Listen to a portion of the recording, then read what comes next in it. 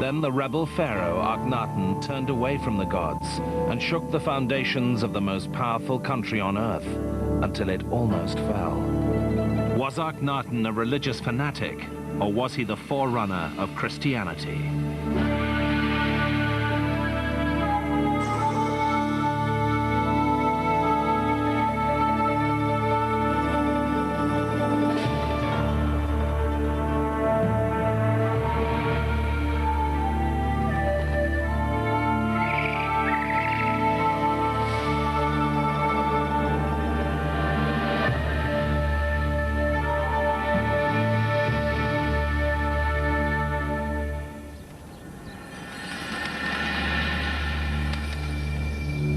The pyramids and temples of Egypt seem as if they will last forever.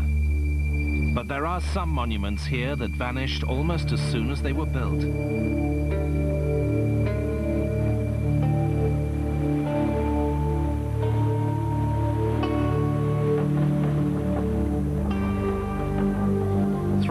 Kilometers south of the pyramids of Giza is Amarna. Under its desert sands are the remains of one of the most puzzling sights in all of Egypt. Strange things happened here 3,000 years ago. A new religion was born. A misshapen pharaoh died, leaving a mystery that Egyptologists are still attempting to solve today.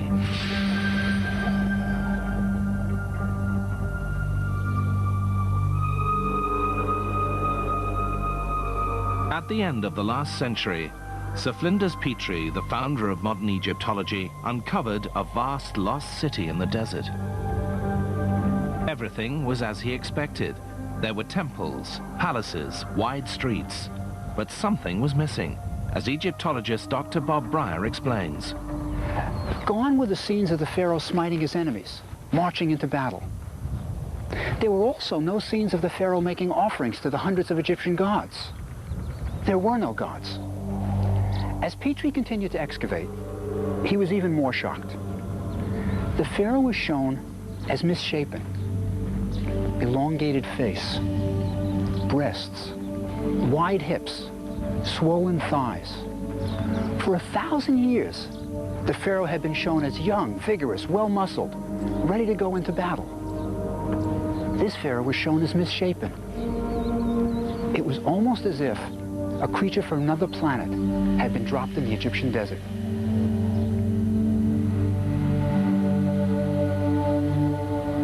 So what happened here some 1,300 years before the birth of Christ?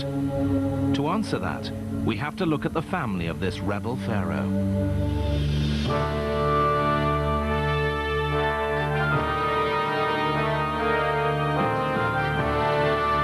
This was Egypt's most glorious era. It had never been richer, more powerful, or more secure. Up and down the Nile, workers built vast temples to pay homage to hundreds of gods. For if the gods were pleased, Egypt would prosper.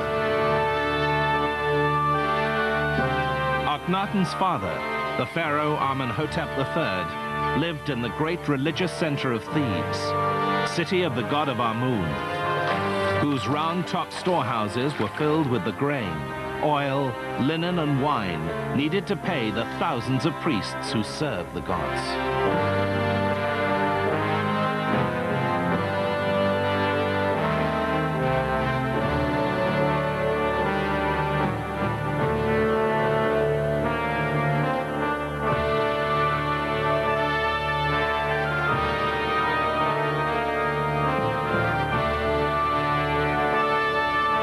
This was the religious center of Egypt, and right at its heart was Amenhotep III.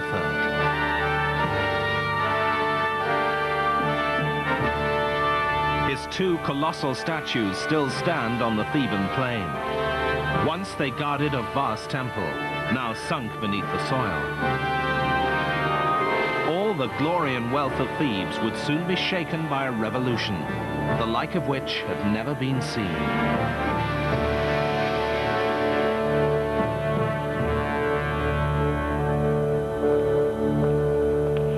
Bob Breyer is in the Cairo Museum.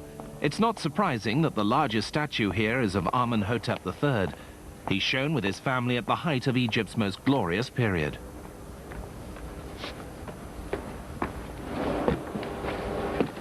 There's Amenhotep III. And there's his wife, Queen T. They had 6 kids. And what's important is how the children were treated. There were 4 daughters. There's one of them. The statue's kind of a family portrait. And all 4 daughters were given important titles. There was also a son, Thutmosis. He was named High Priest of Memphis. And there was one more son, named Amenhotep, after Dad. He's not on this statue. He's not on any royal portrait. He's not in any royal record. There's a real mystery here. Why was the royal family totally ignoring their youngest son?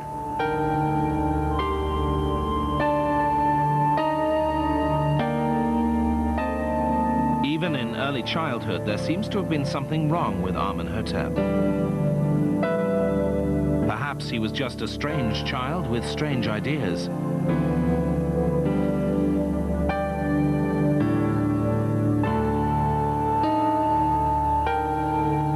But while his brother and sisters received titles and honors, there were none for young Amenhotep.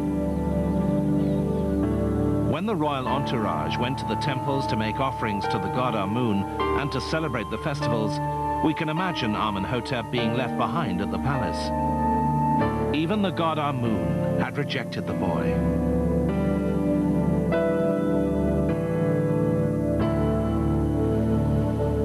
The young prince was excluded from the temple ceremonies, where his brother and sisters made offerings to the gods.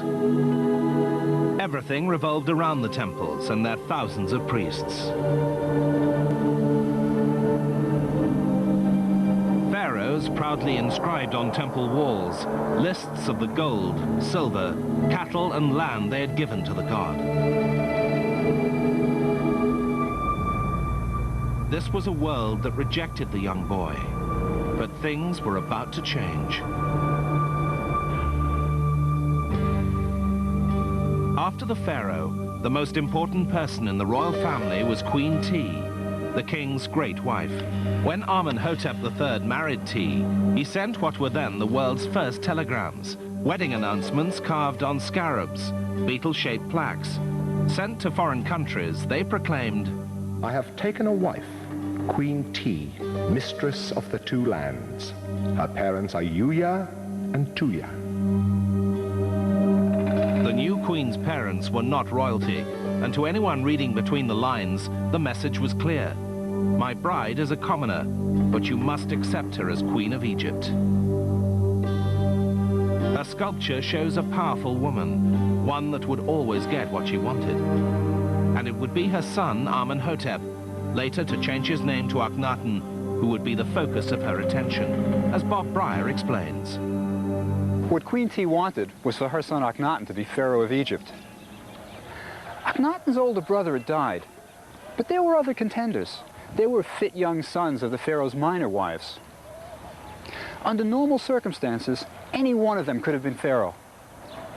But it was Queen T's ugly duckling son who became king. It's a curious quirk of history, but because of T's determination to place Akhenaton on the throne of Egypt, we still live with the consequences.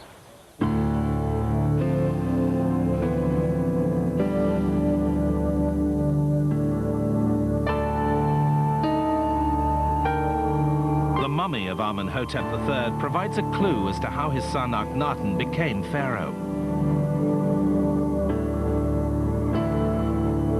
The mummy reveals an old, bald, fat man in poor health, and its teeth are in very poor condition. In fact, Amenhotep III's teeth may have been a contributing factor to this bizarre period of Egyptian history. The pain he must have endured during the last few years of his life may have been so intense that he may have found it difficult to carry out the affairs of state. For not only commoners, but kings too fell victim to their diet.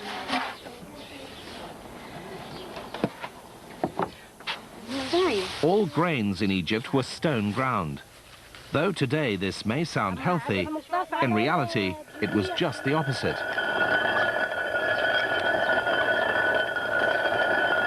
It meant that a considerable amount of sand and grit was consumed in Egyptian bread. Years of eating it ground down the teeth, exposing the roots to decay. Skilled as Egyptian physicians were, they knew little about dentistry. So the unfortunate Amenhotep III had to relieve the pain as best he could. He may have been sedated, either by drinking wine or perhaps even taking opium. If he was in no condition to make important decisions, it probably made it easier for the powerful Queen T to select her teenage son to become next in line to the throne. Thrust to the top by his ambitious mother, the outcast boy became the ruler of Egypt. But what kind of pharaoh would the strange 18-year-old make?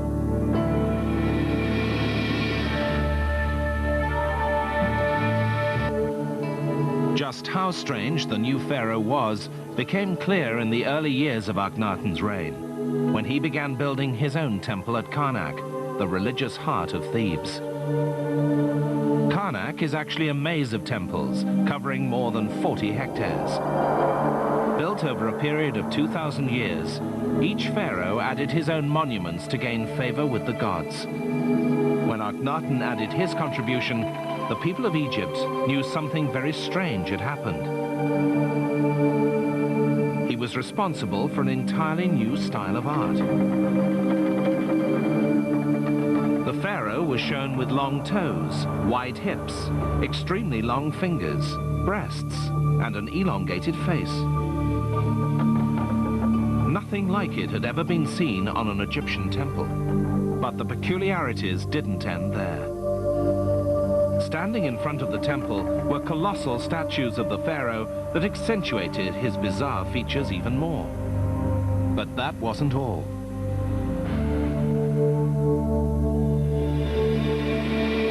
The temple was covered with scenes of the Aten, the sun disk, its rays shining down, ending in hands holding Ankhs, the hieroglyph for life. Gone were Amun and the other gods of Egypt, replaced by the solar disk. The people must have wondered where their other gods had gone. They were soon to find out. Akhenaton had declared, for the first time in recorded history, that there was only one god. He had turned 2,000 years of Egyptian religion on its head.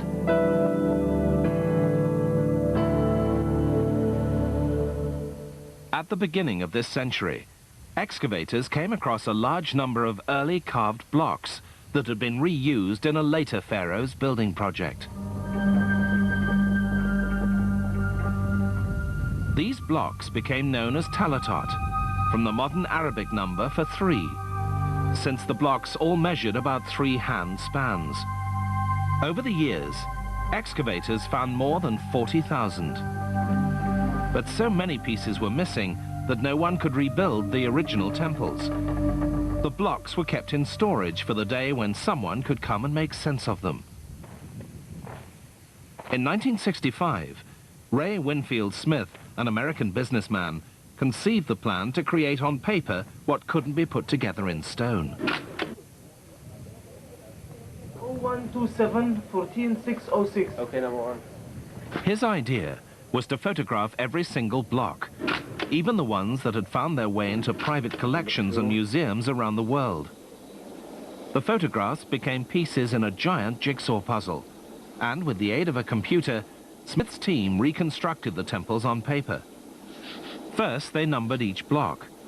Then their number and description were entered into the computer, the latest technology for 1965.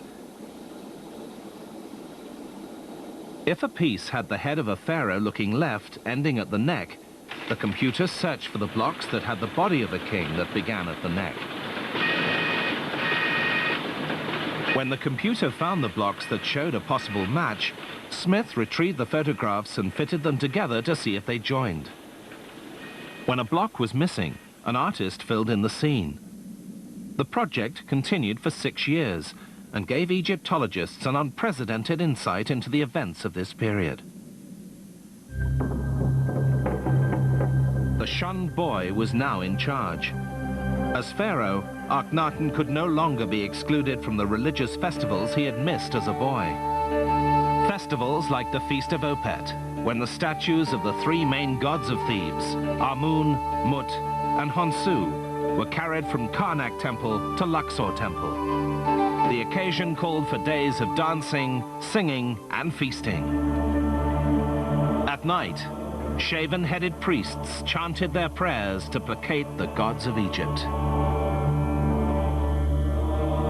I am the father of fathers, the mother of mothers, and all the seven celestial kind. I open my mouth to speak in the midst of silence. I cause to be that men should have a path on which to tread. It was the greatest show on earth, and the young Akhenaton had been no part of it until now, as Bob Breyer explains. But there's a happy ending, at least for now. Akhenaton becomes king of Egypt. And with his power, he can make everything right. He'll reject the gods of Thebes. They were never his anyway. And he'll have his own private god who loves him, the Aten. And he'll take his new religion and his new god, and he'll leave Thebes and all the childhood suffering. He'll start a new world. The only question is where. The answer to where Akhenaton should begin his new life came in the 5th year of his reign, from the Aten himself. As Akhenaton traveled across a remote stretch of desert in the middle of Egypt, about 280 kilometers north of Thebes, the sun rose on the horizon and seemed to rest in a notch in the nearby mountains. The hieroglyph for horizon was the sun resting in a notch of a mountain. The horizon represented the beginning and the end. This was the sign Akhenaton was waiting for. He believed the Aten had appeared to him and told him to build his city in the uninhabited desert. He named it AKHENATON, the horizon of the Aten. After Akhenaton's revelation to build his city, he led a small group of his followers out of Thebes to the barren desert site that the Aten had chosen, a place now called Amarna. Akhenaton was now a cult leader, and this would be his commune. At one of the boundary markers, he assembled the faithful, and as he looked out on the desolate plains where the new city would be built, he held a service.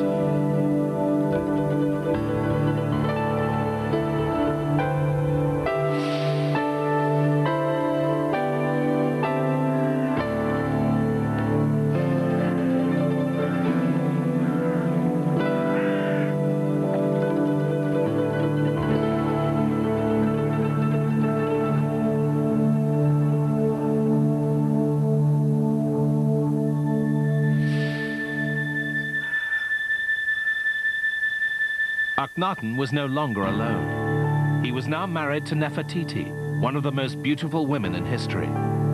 Now he had his own family, a wife, 2 daughters, and 4 more to come. The shunned boy had come a long way. There must have been an incredible sense of excitement in the new city. They were pioneers in a brave new religion, and the Pharaoh was their leader. Not until the advent of Christianity would such a feeling occur again. It was a turning point in the history of the world, and Akhenaton was the pivotal figure. But would the rest of Egypt accept the Pharaoh's new religion?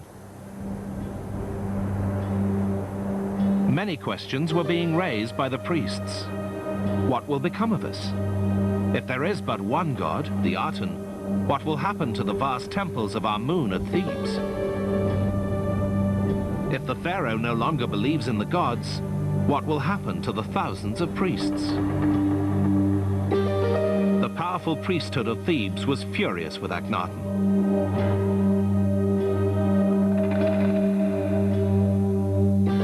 The rebel Pharaoh had declared their gods extinct and deserted the religious capital of Egypt, vowing never to return. Gone were the royal offerings to the temples. There would be no more donations of prisoners taken in wars. The The resources of Egypt were flowing out of the established cities and into the desert to build the pharaoh's new city. But it wasn't only the priests who suffered.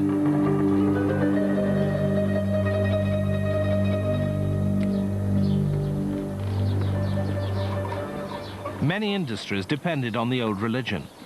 Egyptians wore amulets, small figures of the gods worn for protection. The Egyptian amulet makers who carved scarabs with images of the gods and names of the kings were now redundant. The skilled wood carvers who made statues of the gods that adorned Egyptian houses were also out of work. What did Akhenaton think he was doing?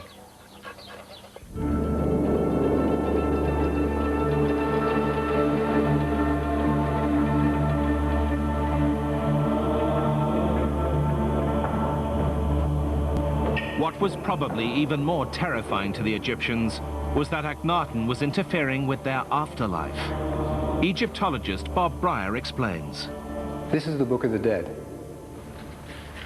Look over here. There's the deceased. And can you see what he's holding in his hand? It's his heart. The heart was very important to the Egyptians. They believed that you thought with your heart. It makes some sense. When you get excited, it's your heart that beats quickly, not your brain. That's why on Valentine's Day you send chocolate hearts, not chocolate brains. And look over here. These four gods, they're protecting the internal organs of the deceased.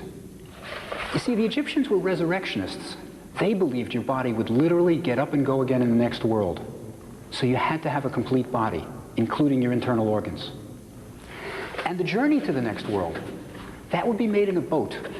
Now, if you look over here at the end of the Book of the Dead, it even provides magical oars for the journey. In a sense, this is a map to the next world. But Akhenaton was throwing out all the old maps. He was writing his own.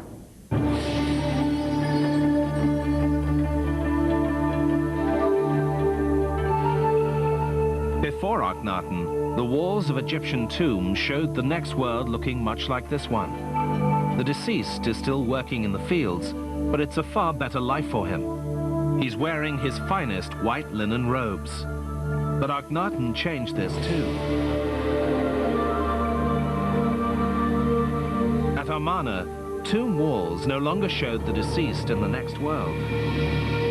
Those scenes were replaced with pictures of Akhenaton and the royal family, often worshipping the Aten. If there was a next world, it seemed to revolve around Akhenaton. Along with his confusing vision of an afterlife is one of the greatest intellectual achievements of the ancient world, a poem written by Akhenaton himself. Splendid you rise at dawn, living Aten, creator of life. When you have dawned in the east, you fill every land with your beauty. You are beauteous, great, radiant.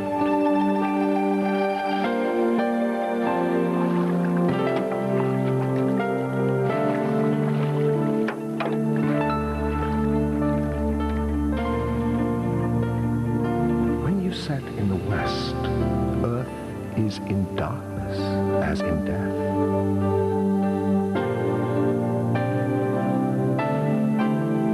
Every lion comes from its den, all the serpents bite, night hovers, earth is silent as their maker rests in darkness.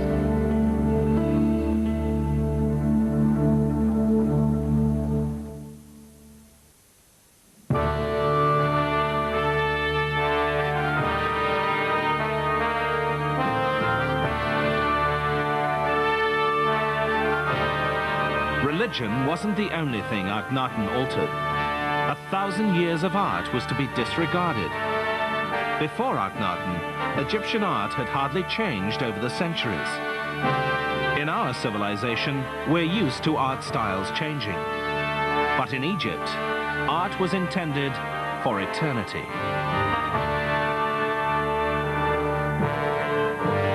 statue of a pharaoh of 2500 BC is not radically different from one 2,000 years later.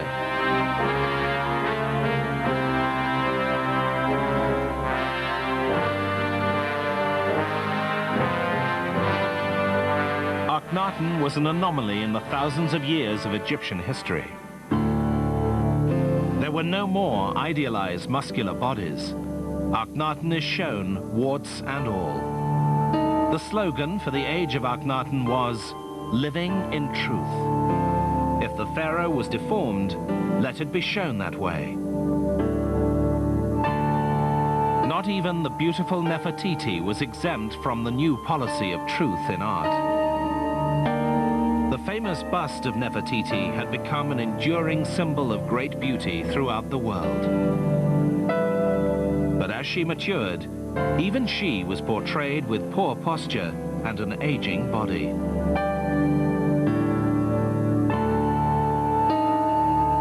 It became fashionable to show the entire royal family with elongated heads.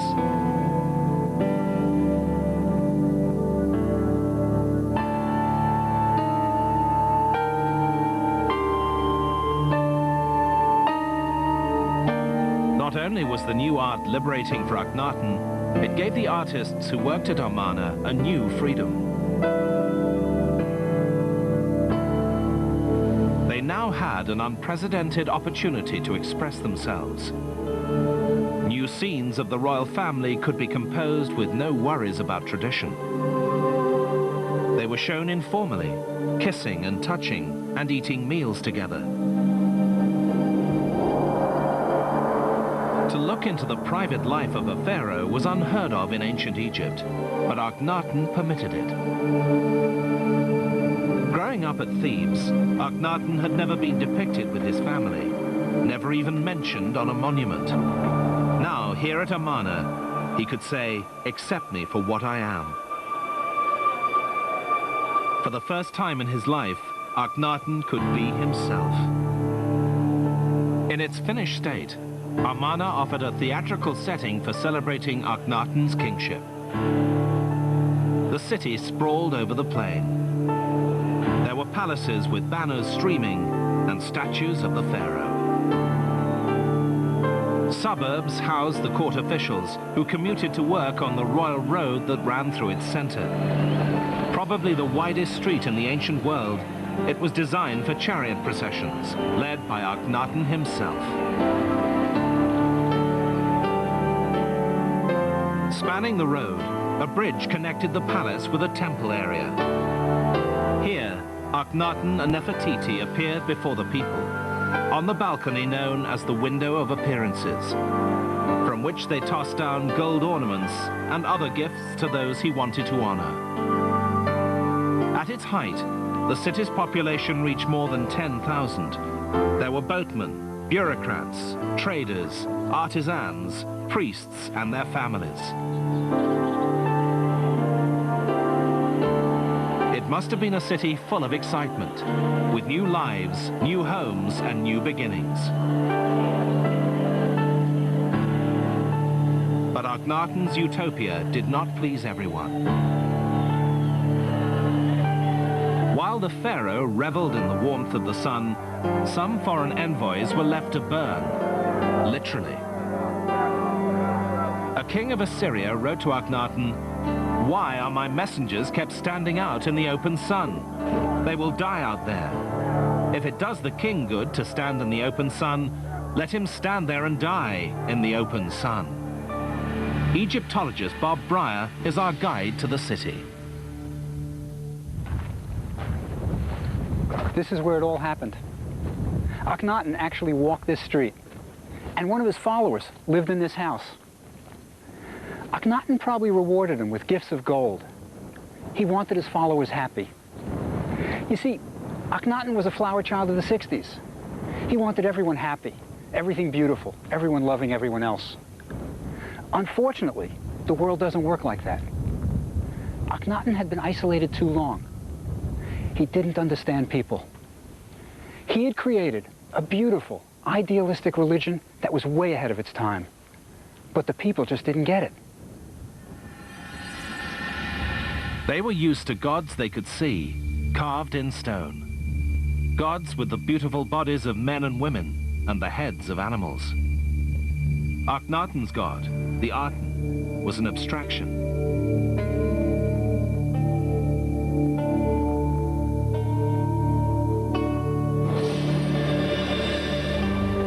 It was the basic principle of the universe, light, something Akhenaton's subjects just couldn't comprehend. This wasn't a god they could rely on in times of trouble. There was an elitism to the new religion the would-be sun worshippers found difficult to accept. The Aten never shed its rays on them, only on the royal family. The Aten was Akhenaton's own personal god, giving the king unbridled love and sustenance. Perhaps it was a replacement for the father who had pushed him into the background. It was Akhenaton and his family who worshipped the Aten. Everyone else had to make do with the light reflected from him. It's almost as if the new religion came in two sizes, commoner size and king size. At his holy city in the desert, Akhenaton was far removed from the suffering he had experienced as a child at Thebes. But he was also removed from reality, for there was trouble in paradise. Egypt was dying. For more than 10 years, Akhenaton had lived in his beloved Amarna with his thoughts focused on his religion, and the needs of Egypt had been sorely neglected. Egypt's once great army had grown weak. Foreign countries no longer sent tribute. From remote outposts in Syria and Lebanon, Egypt's foreign ambassadors wrote to the king that they were no longer respected. Letters written by one of his loyal princes, Raboti, tells of the lack of respect for both Akhenaton and himself. Writing from his fortified position, he pleaded, "They have formed a conspiracy with one another, and thus I have great fear that there is no man to rescue me out of their hand. Like birds that lie in a net, so am I." Raboti was extremely isolated. For Egyptian troops to reach him, they would have to march through Gaza, Canaan, into the Bekaa Valley of Syria, and then north. This had always been hostile territory. Today, you can still see Crusader forts built 2,000 years later, remnants of medieval battles that were fought here.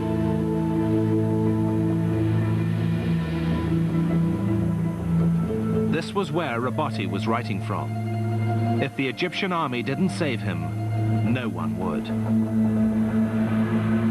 Raboti repeatedly wrote telling Akhenaton of the Egyptians' weakening position and asking for troops. His last letter also went unanswered. "I cannot go out of the gate, and I have written to the palace, but thou hast not sent an answer. I have been wounded 9 times, and so have feared for my life." Raboti was not alone. Other pleas came from Egypt's outposts, but they too went unanswered. Egypt's domination of the Near East had slipped away. Akhenaton didn't seem to know or care.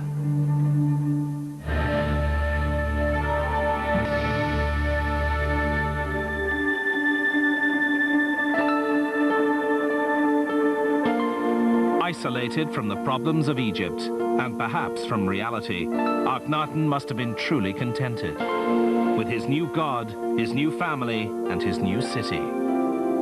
But after 14 years of marriage, his beautiful wife and companion Nefertiti died. His other wife, Kia, had also died. He was now without a woman at his side. Akhenaton had been raised among women, with 4 sisters and his powerful mother, Queen Ti. Nefertiti had always been there to share his dreams. Kia, his beautiful minor wife, had also been important to him. She even had her own temple. Now both wives were gone. Akhenaton was alone. The great experiment in the desert was nearly over. In the 17th year of his reign, still only in his 30s, Akhenaton died and disappears from history. Will we ever know what really happened at Amarna? Did Akhenaton really look like his statues? Many believe that these questions will only be answered when Akhenaton's mummy is found. And that's exactly what some Egyptologists believed happened in January 1907.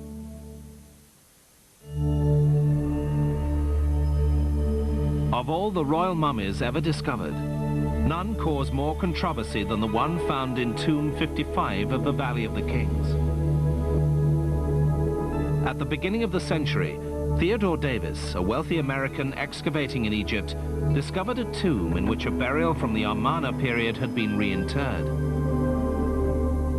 This tomb was clearly unfinished, and the burial had been a hasty one. Gilded wooden panels lay on the floor and against the wall. They bore the damaged image of Akhenaton, worshipping the sun disk, and the name of Queen Tea. In a niche were 4 beautiful alabaster jars that held the mummy's internal organs.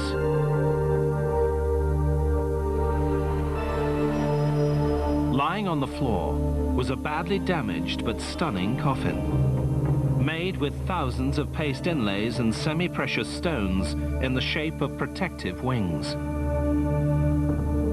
But the cartouches containing the occupant's name had been hacked out. Everyone involved in the tomb's excavation believed that once the coffin lid was removed and the inscriptions on the bandages or jewelry could be examined, the mummy's identity would be revealed. When the day of unwrapping arrived, all those present had an overwhelming sense of the event's historical importance. They were going to be the first in more than 3,000 years to gaze at the face of a king or queen of Egypt. Egyptologist Dr. Bob Breyer. When they raised the lid to the coffin, a mummy was revealed, wrapped in gold leaf. But as they began unwrapping the mummy, something out of a horror movie happened. As soon as they touched the mummy, it crumbled to dust, leaving the excavators with a pile of disarticulated bones at the bottom of the coffin. But beneath the skeleton, the last sheet of gold seemed to have the damaged name of Akhenaton written on it. The pelvis was wide, like a female's, but Akhenaton had always been shown in his statues with a wide pelvis, and the head was elongated, like Akhenaton's. It all seemed to fit perfectly. Some of those present were absolutely convinced they had found the mummy of Akhenaton. Today, the identity of the mummy in tomb 55 remains a mystery. But the final word on why Akhenaton and the royal family were shown with deformed bodies comes from a group of scientists working on a disease known as Marfan's syndrome, a genetic defect that damages the body's connective tissue. It's believed that Abraham Lincoln was probably a sufferer of Marfan's syndrome. Among the symptoms are an elongated face, protruding chin, long, thin fingers and toes, and unusual eyes. If Akhenaton had this genetic defect, each of his daughters had a 50% chance of inheriting it. That might explain why the whole family are depicted with similar features.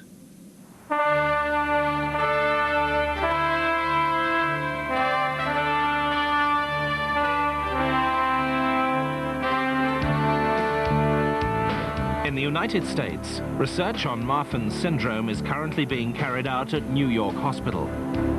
Bob Breyer has gone to meet Dr. Jessica Davis for her diagnosis.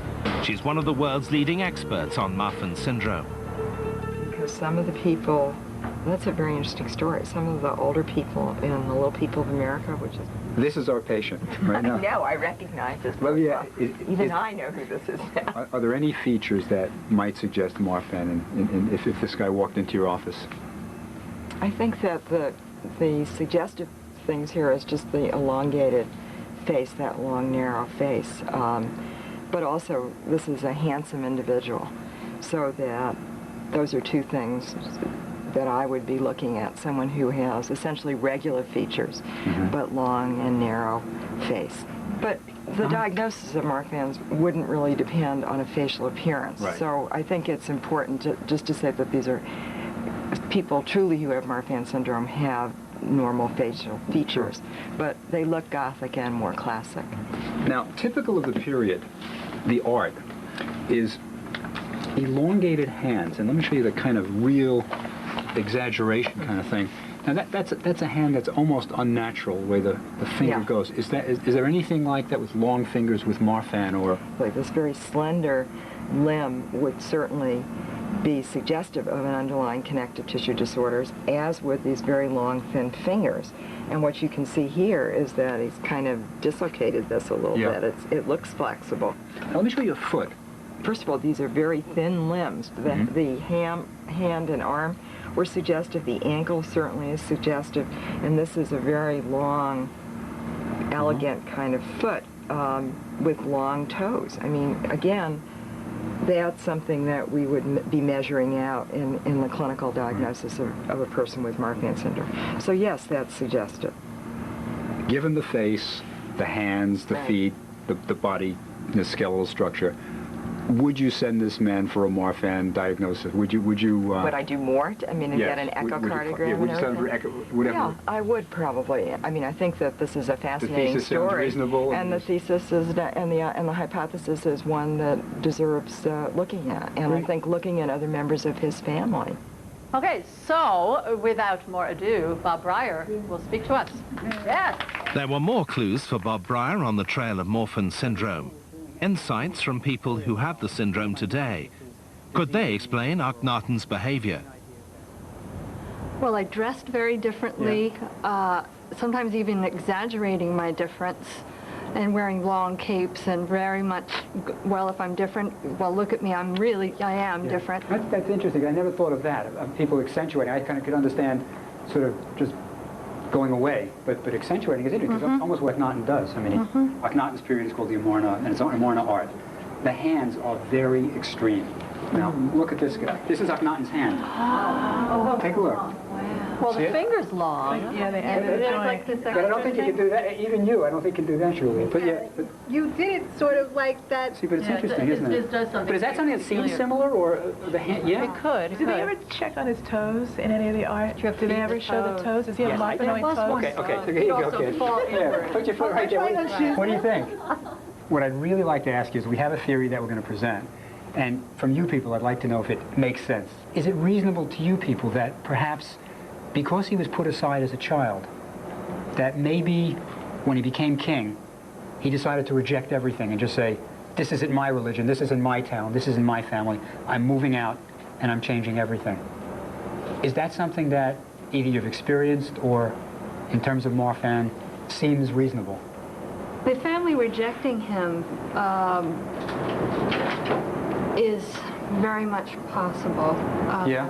Yeah. From my own experience, this very much can occur. Are you the only one with, are you the only one in your family? It was my father who passed away in 1975, and the family really, and still to this point, really does keep me at the margins. Really? Yeah.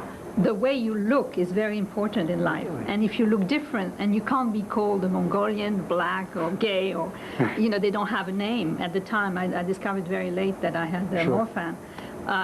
My father still denies that I have it.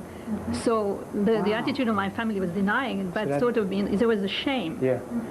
Well, if the family is in denial, if you have a kid often that looks different, yes, and they're not acknowledging that, and the rest of us never got to be the ruler of the country, so we don't exactly know what we would do. But finally, having had that denial around you all your life, it might be very nice to suddenly say, no more of that. This is who I am, and this is what I look like. This may be as close as we ever get to how Akhenaton really felt. Even in death, Akhenaton rebelled against the traditions of Egypt, rejecting the site where his ancestors had been buried.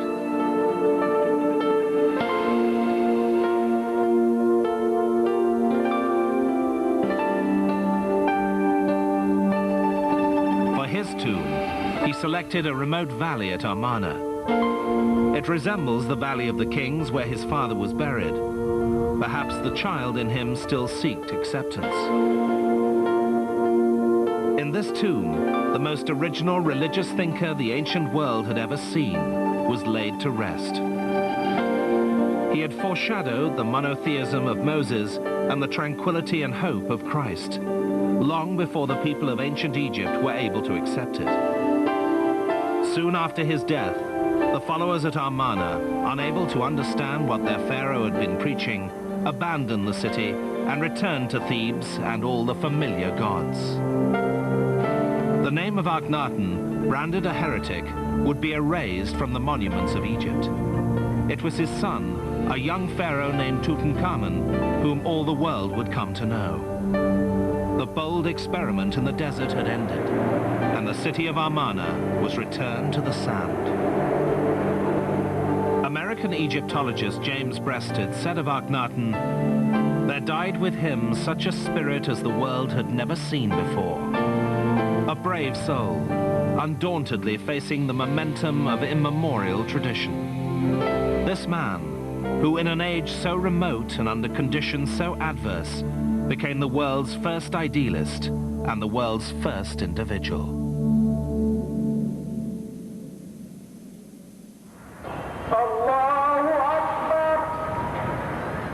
3,000 years ago, the rebel pharaoh Akhenaton outraged the inhabitants of the Nile Valley by preaching, "There is only one God."